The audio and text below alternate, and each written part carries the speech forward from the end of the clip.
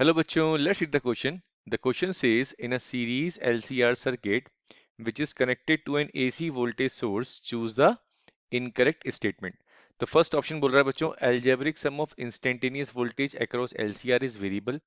Second option is VL instantaneous plus VC instantaneous plus VR instantaneous is equals to V source instantaneous. And the third one is voltage across inductor, capacitor and resistance behave as a vector. And the last one is current is same as inductor, capacitor and register. तो बच्चों यहाँ पे आपको LCR circuit के बारे में बताना है कि वोल्टेज जो है बेसिकली किस तरीके से बिहेव करता है।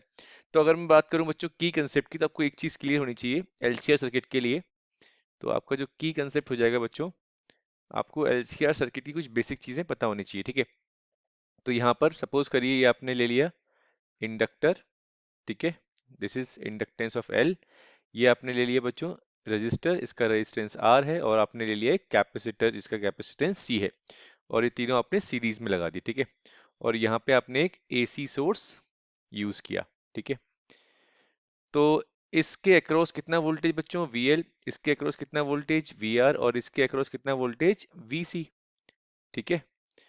अब यहाँ पे जो इंपॉर्टेंट चीज आपको समझनी है, रेजिस्टेंस के केस में बच्चों क्या होता है, रेजिस्टेंस के केस में voltage and current same phase में चलता है। क्या चलता है बच्चों, सेम फेज में चलता है, ठीक है। और अगर हम बात करें बच्चों इंडक्टर की, तो इंडक्टर में क्या होता है, इंडक्टर में वोल्टेज लीड करता है और करंट लैग करता है, ठीक है। और अगर हम बात करें कैपेसिटर की, तो कैपेसिटर के अंदर बच्चों वोल्टेज लैग करता है और करंट लीड करता है, ठीक है।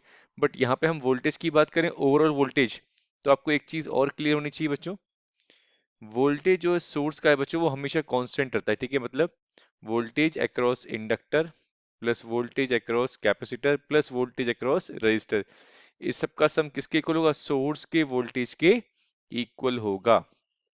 और ये हमेशा क्या रहेगा बच्चों, कांस्टेंट रहेगा, इसमें कोई भी चेंज नहीं आता है, ठीक है।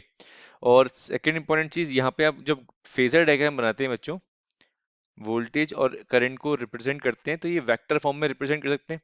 तो फेजर डायग्राम बनाने के लिए यहाँ पे हम वोल्टेज अक्रॉस इंडक्टर कैपेसिटर चाहे वो रजिस्टर हो, हम यहाँ पर एक वेक्टर का यूज करते हैं, वेक्टर का यूज करते हैं, ठीक है। और सबसे इंपॉर्टेंट चीज, ये सारे के सारे किस में लगे हुए हैं बच्चों, सीरीज में लगे हुए हैं। तो अगर सारे के सारे सीरीज में लगे हुए हैं इंडक्टर रजिस्टर कैपेसिटर, तो सीरीज में क्या चीज सेम होती है बच्चों, करंट सेम होती है, सीरीज में करंट सेम होता है, ठीक है। तो यहाँ पे आप देख सकते हैं बच्चों, फर्स्ट ऑप्शन कह रहा था algebraic sum of instantaneous voltage across L C R is variable, नहीं, तीनों के अक्रॉस जो वोल्टेज होता है बच्चों वो कैसा रहता है, कांस्टेंट रहता है, सोर्स का वोल्टेज हमेशा कांस्टेंट रहता है बच्चों, ठीक है। और अगर हम बात करें voltage across inductor capacitor resistance behave as a vector, yes, ये एक वेक्टर की तरह बिहेव करता है, या फेजर डायग्राम बनाने के लिए यहाँ पर आप वेक्टर का यूज करते हैं, ठीक है।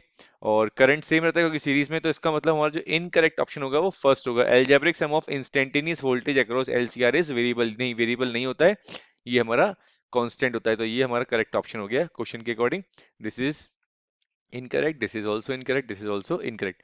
तो बच्चों हमारा करेक्ट ऑप्शन कौन सा हो गया, so what is the final answer, the final answer is, the final answer is first, the final answer is first. I hope you understood well, best of luck बच्चों।